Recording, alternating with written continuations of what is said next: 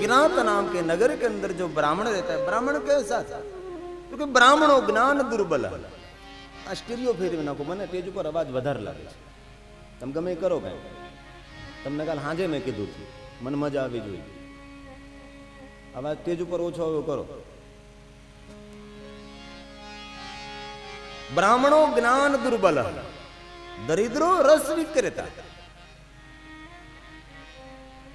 ज्ञान से दुर्बल ये ब्राह्मण था, दरिद्र था. विक्रेता का अर्थ है व्यापारी. दरिद्रो रस विक्रेता. रस विक्रेता नो अर्थ था जी शराब बेचने का काम कर रहा था. देव धर्म परांग मुख. देव और धर्म से वो ब्राह्मण विमुख था. ब्राह्मणो ज्ञान दुर्बल. जिसको हाथ नहीं है पैर नहीं है उसको दुर्बल नहीं कहते. जिस मानव के पास ज्ञान नहीं है विद्या नहीं है वास्तव में वो दुर्बल है.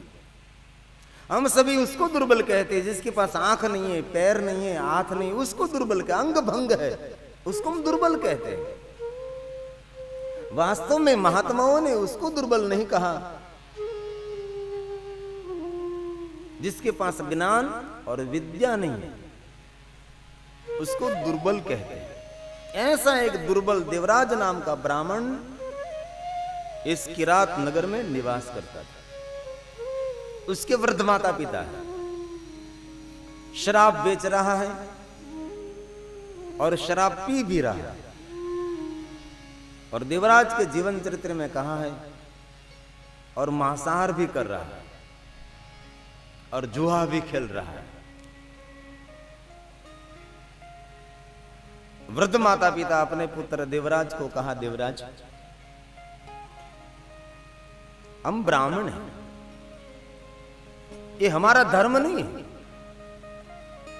तू शराब बेच रहा है, मांसाहार कर रहा है, जुआ खेल रहा है, ये पाप मार्ग है और ये दुख का मार्ग है, वो नर्क का मार्ग है. इसलिए सब तू छोड़ दे. माता पिता बार बार कहते हैं लेकिन देवराज माता पिता की बात मानने के लिए तैयार ही नहीं. पुत्र की चिंता में माता पिता चिंतित हैं. हे देवराज, कोई सामान्य मानव पाप करे, थोड़ा सा सत्कर्म करे तो प्रभु उसको क्षमा करते हैं. लेकिन ब्राह्मण होकर जो हम पाप कर्म करें तो भगवान कभी क्षमा नहीं करेंगे. ब्राह्मण तो भगवान का पैगंबर है. ब्राह्मण तो भगवान का संदेशा वाहक है. ब्राह्मण को साक्षात इस पृथ्वी का देव है. और हम ब्राह्मण होकर जो पाप कर्म करें तो प्रभु कभी क्षमा न करे. हमारा धर्म है भगवान का संदेश फैलाना. हमारा धर्म है समाज को मार्गदर्शन करने का. हमारा धर्म है धर्मशास्त्र का अध्ययन करके जगत को सुनाना. यही हमारा धर्म है. क्षत्रिय कोई पाप करे, वैश्य कोई पाप करे, शूद्र पाप करे, सत्कर्म करे तो पाप से मुक्त हो सकता है. लेकिन साधु और ब्राह्मण होकर पाप कर्म करे तो प्रभु उसको माफ नहीं करते. वृद्ध माता पिता ने कहा, देवराज हम ब्राह्मण हैं, ये तू जो कर रहा है वो पाप मार्ग है, दुख का मार्ग है, ये छोड़ दे. बार बार माता पिता कहते हैं लेकिन मानने के लिए वो तैयार ही नहीं. अंत में तो घटना ये हुई, पुत्र की चिंता में इस वृद्ध माता पिता की मृत्यु हुई.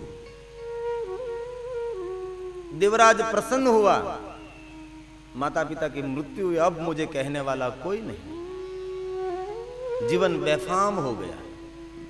माता पिता ने तनतोड़ मेहनत करके घर के अंदर समृद्धि संपत्ति जो इकट्ठी की थी ये सभी शराब के अंदर, जुआ खेलने के अंदर सभी बर्बाद कर दी.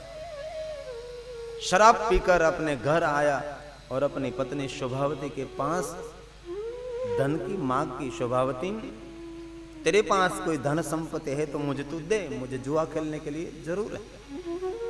शोभावती ने कहा, देवराज ये तू जो कर रहा है ये तेरे लिए योग्य नहीं, ये सभी छोड़ दे. माता पिता तेरी चिंता में उसकी मृत्यु हो गई। मैं तुझे हाथ जोड़कर प्रार्थना करती हूं, तू शराब पी रहा है, मांसाहार कर रहा है, जुआ खेल रहा है, ये दुख का मार्ग है, ये पतन का मार्ग है। मैं तेरी पत्नी हूं, मैं तुझे हाथ जोड़कर कहती हूं ये सभी छोड़ दे तू। देवराज ने कहा, शोभावती, मैंने मारा माता पिता की मैंने बात न सुनी, मैं तेरी बात कैसे मानूं? मैं जो कर रहा हूं वो ठीक कर रहा हूं। बार बार शोभावती समझाती है, लेकिन देवराज अपनी पत्नी शोभावती की बात मानने के लिए तैयार ही नहीं। अंत में शोभावती के सोना चांदी के जो आभूषण थे ये सभी लेकर बाजार में बेच दिया। घर के छोटे मोटे बर्तन, चीज वस्तु थी, वो भी सभी बाजार में बेच दी। शराब पीती हुई हालत में घर आकर अपनी पत्नी को मार मारा। पति के त्रास और पति के दुख के कारण शोभावती त्राहिमाम हो गई। दुख सहन नहीं हुआ और अंत में शोभावती की भी मृत्यु हुई। देवराज और प्रसन्न हुआ, अच्छा हुआ वो भी मरी, अभी मुझे तो कोई रोकने वाला नहीं है। ये देवराज का जीवन बेफाम बना, लूट फाट चोरी, धन लाने लगा और शराबी जुआरी खेलने वाले मित्रों के साथ अनेक प्रकार के महफिल करने लगा। पाप कर्म के अंदर अपना जीवन बर्बाद करने लगा। महात्माओं ने तो मर्यादा छोड़कर पाप का वर्णन किया है, लेकिन जो हम कह सके और कर सके सभी प्रकार के पाप देवराज कर रहा है। और शराबी जुआ खेलने वाले, मांसाहार करने वाले सब मित्र देवराज की वाहवाह कर रहे हैं। देवराज भी चोरी करे, लूटफाट करे, धन लाए और सभी को धन देने लगा। महफिल और अनेक प्रकार के पाप कर्म में अपना जीवन बिता रहा है। जहां तक युवानी थी वहां तक तो चोरी करता और लूटफाट करता रहा और धन शराब में, मांसाहार में सब बर्बाद करता रहा। लेकिन देवराज की युवानी पूर्ण हुई और वृद्धावस्था का प्रारंभ हुआ। अपने पास कुछ धन नहीं है, चोरी भी नहीं कर सकता। अपने जब जो मित्र थे उसके पास गया और कहा कि मेरी वृद्धावस्था आ गई, मेरे पास कुछ धन नहीं है, मैं चोरी भी नहीं कर सकता, इसलिए आप मुझे थोड़ा सा धन दीजिए। स्वार्थी मित्रों ने कहा, हमारे पास तो कुछ धन नहीं, तो तू ला रहा था और हम सभी को दे रहा था, और हम सभी, अरे थोड़ा सा तो धन दीजिए। सभी मित्रों ने निर्णय ले लिया कि देवराज के साथ जो मित्रता रखेंगे तो देवराज को रोज कुछ न कुछ देना पड़ेगा। इसलिए सभी स्वार्थी मित्रों ने देवराज की मित्रता छोड़ दी और आज देवराज की वृद्धावस्था दुखदायक बनी। अपने पास कुछ धन नहीं है और चोरी भी नहीं कर सकता, घर में भी कुछ नहीं है, गांव में भटकने लगा। द्वार द्वार पर जाकर पहुंचा और कहने लगा, मुझे कुछ धन दीजिए, कोई भोजन दीजिए, कोई पानी दीजिए। किरात नाम के नगरवासी कहने लगे, वो तो शराबी है, जुआ खेलने वाला है, मांसाहारी है, उसका तो मुख भी नहीं देखना चाहिए। धन देने की बात तो एक बाजू रही, भोजन देने की क्या बात करे, कोई पानी पिलाने के लिए भी तैयार नहीं है, वो तो शराबी है। इस देवराज की वृद्धावस्था दुखदायक बनी, क्योंकि देवराज ने युवानी में ध्यान नहीं रखा। जो व्यक्ति अपने युवानी में सावधान नहीं रहता उसकी वृद्धावस्था दुखदायक होती है। वृद्धावस्था सुखदायक बनानी है तो युवानी में सावधान रहना बहुत जरूरी है। युवानी ये सुवर्ण काल है, युवानी ये उज्जवल समय है। हर युवान को अपने 35 और 40 साल के अंदर पैसा और प्रतिष्ठा दोनों प्राप्त कर लेना चाहिए। अति सुंदर, पावन और पवित्र अपना जीवन जिए तो प्रतिष्ठा मिलती है। समाज की सेवा करने से, धर्म कार्य करने से, किसी को मदद करने से समाज के अंदर प्रतिष्ठा मिलती है। तनतोड़ मेहनत करने से धन मिलता है। जो पसीना थी नायत ने सिद्धि जयवर है। लक्ष्यहीन जीवन जंगल में भटकने के समान है। जीवन जंगल समान है। जीवन को मंगल करना है तो मंगल कार्य करना चाहिए। जो युवान अपने युवानी में प्रतिष्ठा और पैसा प्राप्त नहीं कर सकता, इस युवानी की वृद्धावस्था सुखदायक नहीं दुखदायक बनती। कोई भी युवान को 35 और 40 साल के अंदर समाज के अंदर थोड़ा सा मान सम्मान करना चाहिए और प्रतिष्ठित होना चाहिए। कौन कहे धन नहीं मिलता? योग्य जगह अपनी बुद्धि लगाओ और तनतोड़ मेहनत करो। दिवस ने रात एक करके मेहनत करो। दिन रात मेहनत करने से कोई भी क्षेत्र में लगन से, लगाव से, चित्त को एकत्र करके, जीवन को समर्पित करके लक्ष्य तक पहुंचने के लिए पुरुषार्थ करे तो जरूर अर्थ मिलता है। आलस से तो शैतान का घर है। आलस तो भूत का कारखाना है। आलस को मृत्यु कहा है। आलसी मानव की एक भी अपेक्षा पूर्ण नहीं होती। आलसी मानव की एक भी आशा पूर्ण नहीं होती। महात्माओं ने, महापुरुषों ने आलस को मृत्यु कहा है। आलस को छोड़कर दिन और रात एक करके जो पुरुषार्थ करते, जो मेहनत करते हैं, उसको जरूर संपत्ति, धन मिलता है। देवराज के पास आज धन भी नहीं है और प्रतिष्ठा भी नहीं है। किरात नाम के नगर के अंदर भटक रहा है। सभी नगर के लोग उसका अपमान कर रहे हैं। देवराज के मन में हुआ, मैं क्या करूं? एक काम करूं, इस नगर को छोड़कर कहीं दूर दूर में चला जाऊं। इस वृद्धावस्था के अंदर नगर को छोड़कर जा रहा था। वृद्धावस्था थी, शरीर में अनेक प्रकार के रोग थे। कारण के मांसाहारी था, शराबी था, अनेक प्रकार के रोग शरीर में से निकल आए। निर्व्यसनी को भाग्य रोग होता है, लेकिन व्यसनी मानव को बहुत रोग होता है। शाकाहारी को कभी रोग नहीं होता, मांसाहारी को ही भयंकर रोग होता है। भयंकर रोग से जो पीड़ित है वो मांसाहारी है। शाकाहारी को भाग्य अफवाद रूप कभी कभी किसी को भी होता है, लेकिन मांसाहारी ज्यादातर रोगी होते हैं।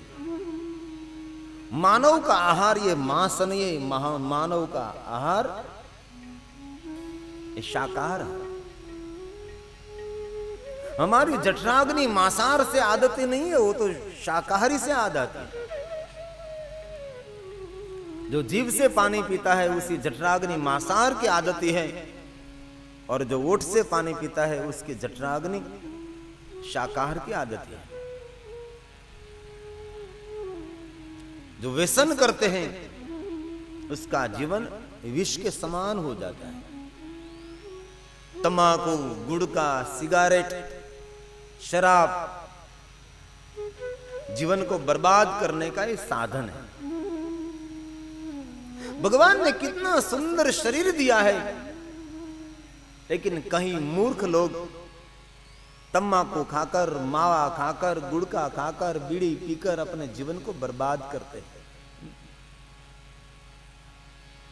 इस जगत के अंदर सभी वस्तु मिलती है, लेकिन एक बार ये शरीर खराब हो गया तो ये शरीर कहीं जगह पे से नहीं मिलता। मानव का प्रथम धर्म है इस शरीर को तंदुरुस्त रखें। ये हमारा प्रथम धर्म है। जो मानव अपना शरीर तंदुरुस्त नहीं रखते वो मानव परमात्मा का गुनहगार है। मानव अपना खुद ही डॉक्टर बने तो तंदुरुस्त हो सकता है। तम्बाकू, गुड़का, सिगारेट, शराब पीकर रोग को आमंत्रित करते हैं। रोग भगवान नहीं भेजते, रोग को हम वेलकम करते हैं, आइए पधारिए, हम आपका स्वागत करते हैं। भगवान ने किसी को रोगी नहीं बनाया, लेकिन हम ही खा खा कर रोगी बन गए। तम्बाकू, गुड़का, सिगरेट, शराब और मांसाहार खाने से तो रोग होता है, लेकिन अन्न प्रमाण से खाए तो औषध है। लेकिन अन्न भी प्रमाण से अधिक खाओ तो वो भी एक जहर के समान है।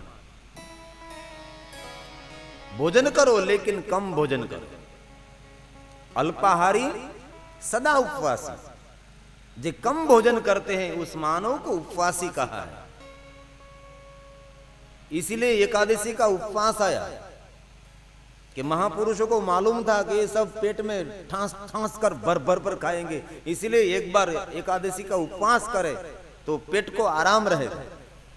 नित्य जो कम भोजन करते हैं उसको उपवास करने की कोई जरूरत ही नहीं।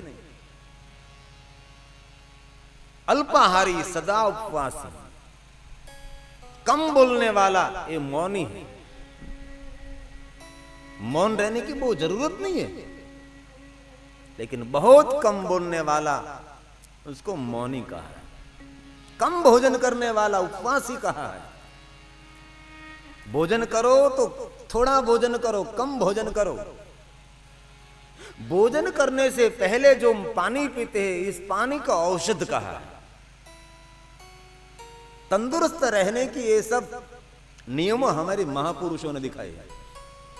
नीति सूत्रों में सब कहा है। भोजन से पहले जो पानी पीता है, इस पानी का औषध कहा है। भोजन करते करते बीच में जो पानी पीते हैं उसको अमृत कहा है। और भोजन करने से बाद जो हम पानी पीते हैं उसको जहर कहा है। इसलिए भोजन करने के बाद थोड़ा सा पानी पीना चाहिए। जो भोजन करने के बाद अधिक आप पानी पियोगे तो ये पानी जहर हो सकता है। आचमन करे भोजन के बाद, पानी नहीं। भोजन करने के बाद जो ज्यादा पानी पीते हैं उसका पेट बड़ा हो जाता है।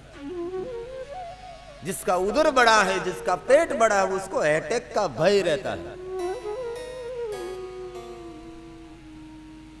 पेट में ठांसी ठांसी न खाए પછી पेट गागर जेवा बने, પછી रोगी थाय के न थाय।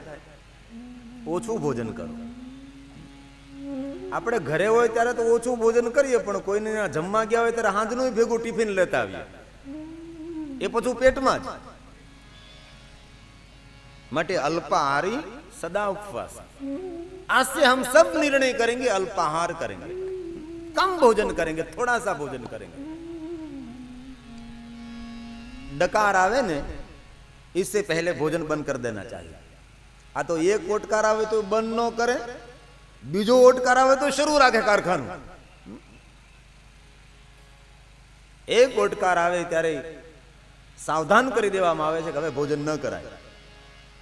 અને બે ઓટકાર એક સાથે આવી જાય ત્યારે સમજો કે હવે પૂરું કરવું પડે આપણે। આ તો ઓટકાર નહીં, આમ તેમ કે જાવા દો, ખાઓ। भोजन करने से पहले जो पानी पिए उसको औषध कहते हैं। भोजन करते करते बीच में जो पानी पिए उसको अमृत कहते हैं। भोजन करने के बाद जितना अधिक पानी पियो वो जहर है। तो हमारा प्रथम धर्म है इस शरीर को तंदुरुस्त रखे, ये हमारा प्रथम धर्म है। जगत के सुखों को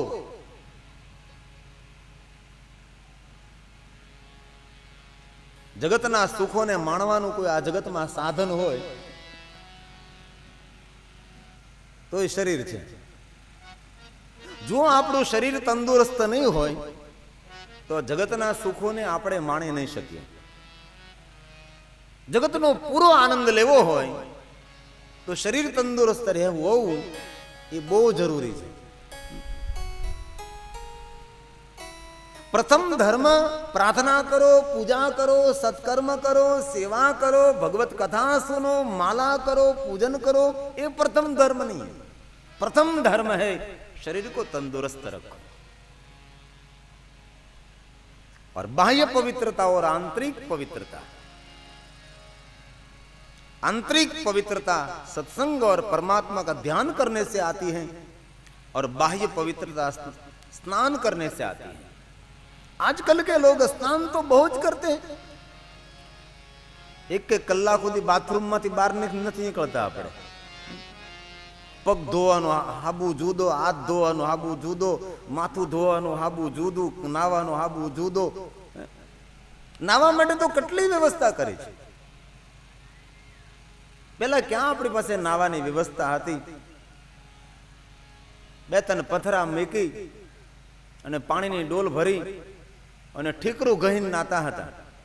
એ આપણે બધા જ બાથરૂમની વ્યવસ્થા નહીં હતી, બે ત્રણ ખાટલા આડા મૂકી દઈ, લોકો જોવે નહીં અને બેહીને નાઈ લે। આ વ્યવસ્થા હતી નાવાની। હવે તો કેટલા સુંદર બાથરૂમોની વ્યવસ્થા છે, કારણ કે અમારે 9 દિવસે બાથરૂમ બદલે, નવા નવા બાથરૂમ જોવાની મજા આવે। કેવા સુંદર બાથરૂમ, માણસો બેઠા બેઠા નાય, ઉભા ઉભા નાય। હુતા હુતા નાવાની શું જરૂર હોય? હુતા હુતા ના। અમુક બાથરૂમ તો એવા હોય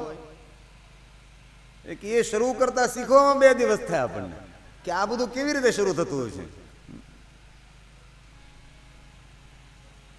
અમુક તો પરદેશના માણસો હોય, એનઆરઆઈ ભાઈઓ, એને ઘરે બાથરૂમ હોય, આપણે જાય તો આપણને થાય કે આ બાથરૂમ છે કે બગીચો।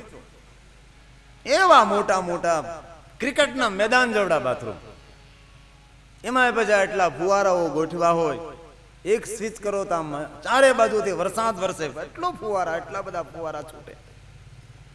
એનો એ વાંધો નહીં, પણ ફુવારાને અરે પછી સંગીત વગડે, એટલે બાથરૂમમાં ઢીંગણ ઢીંગણ, એમાં પછી સંગીત વગડે। આવા તો બાથરૂમ।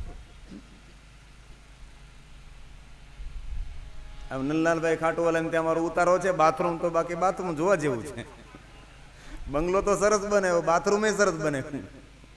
મેં કહ્યું મને આ શીખવાડો, શરૂ કેમ થાય બધું? નકર આમાં એવું થાય, આપણે બરોબર તૈયાર થઈને બાથરૂમમાં જઈને સ્વિચ ખોટી દબાઈ ગઈ તો પાછું માથું ઓળવું હોય, પલ્લી જાય, આ બધું નીચે ઉતરી જાય, ફરીવાર કરવું પડે।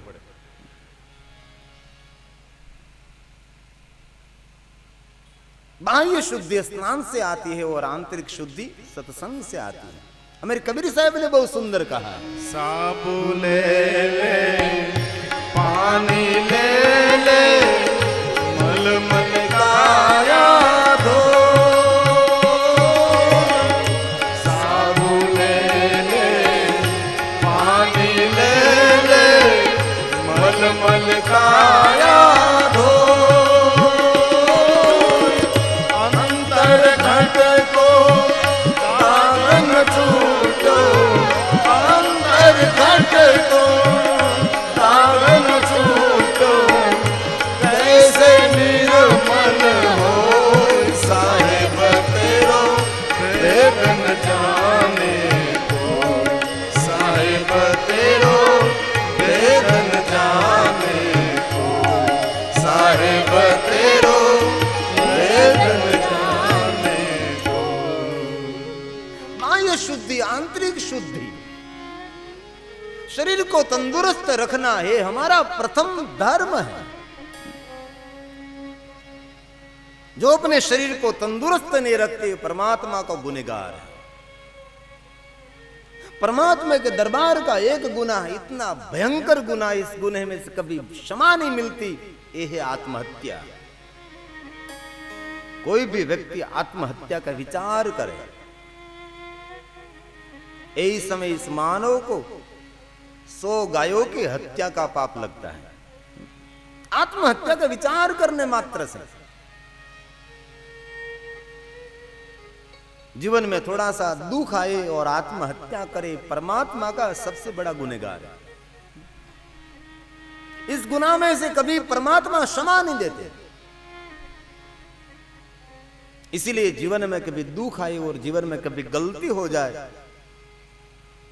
तो आत्महत्या तो न करे, लेकिन आत्महत्या का विचार भी न करे।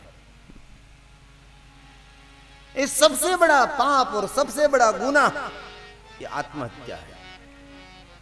कहीं लोग के ऊपर थोड़ा सा कर्जा हो जाए, जीवन में छोटी सी भूल हो जाए और किसी व्यक्ति ने अपमान कर दिया, और किसी व्यक्ति ने 2 शब्द इतना गंदे हमारे लिए बोल दिया और कई लोग आत्महत्या करते हैं। इसलिए जीवन में कभी आत्महत्या तो न करे, आत्महत्या का विचार भी न करे। जो आत्महत्या करने का निर्णय करता है, आत्महत्या करने का विचार करते हैं, उस मानव के खाते में 100 गाय का कत्ल करने का पाप होता है। इसलिए कभी भी आत्महत्या न करें। जीवन जीने जैसा है। जीवन को सजाओ, जीवन को शृंगारो, जीवन एक शोभा है, जीवन एक सुंदरता है। महापुरुषों का सूत्र है, जियो और सभी को जीने दो। आप प्रेम से जियो, पैसा नहीं, प्रेम बांटो। सभी को प्रेम करो और सभी के साथ आदर सम्मान के साथ व्यवहार करो और समाज की सेवा करो। जीवन की शोभा है, इसमें जीवन की सुंदरता है। आत्महत्या करना ये तो सबसे बड़ा गुनाह है, लेकिन किसी को आत्महत्या करने पर मजबूर करना, इससे बड़ा कोई पाप ही नहीं। कई लोग इतना कठोर बोलते हैं कि सामने व्यक्ति को अपमान करने में, सामने व्यक्ति को आत्महत्या करने में मजबूर होना पड़ता है। जो तम्बाकू, गुड़का, सिगारेट, शराब और मांसाहार करके अपने शरीर को रोगी बना देते हैं, ये परमात्मा का गुनहगार है।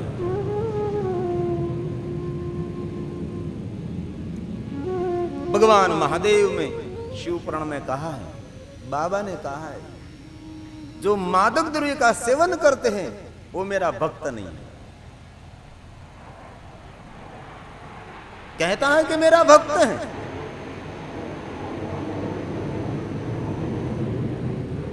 लेकिन जो मादक द्रव्य का सेवन करते हैं वो मेरा भक्त कहलाने के लिए लायक ही नहीं। तम्बाकू खाए, गुड़का खाए, सिगरेट खाए, पीवे, शराब पीवे, गांजो, धंतूरो, भांग पीवे और कहे कि मैं महादेव का भक्त हूं, तो भगवान महादेव जी ने कहा ये मेरा अपमान कर रहा है। भगवान शिव जी ने खुद ने कहा, जो भांग पीता है, जो गांजा धंतूरा पीता है, जो चलम पीता है, जो सिगरेट पीता है, जो तम्बाकू खाता है और कहे कि मैं महादेव का भक्त हूं, तो महादेव ने कहा वो मेरा अपमान कर रहा है।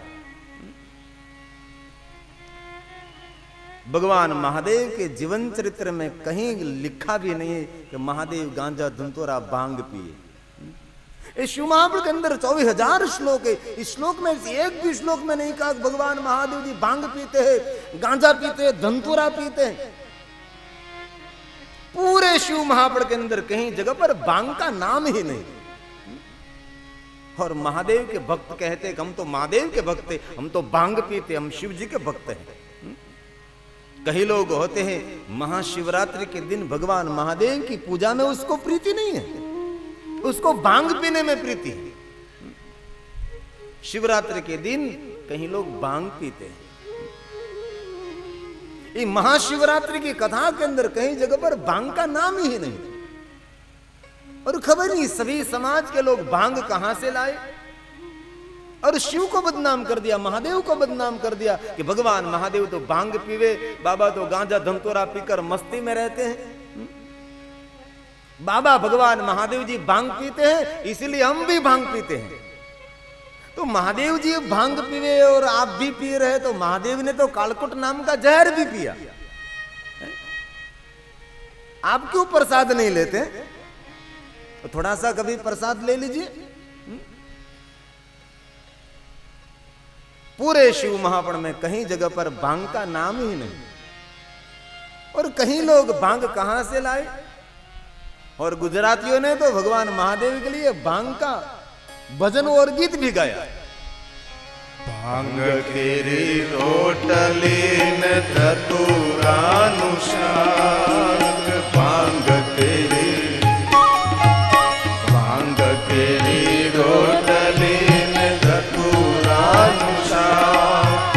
फिर से माता पार्वती પીને જમે ભોળા અગણ ઓમ અગણ ઓમ ડાક વાગે ડમરું ત્યાં છે સદા શિવ આગે રો ત્યાં છે સદા શિવ આગે રો ભાંગ કેરી રોટલી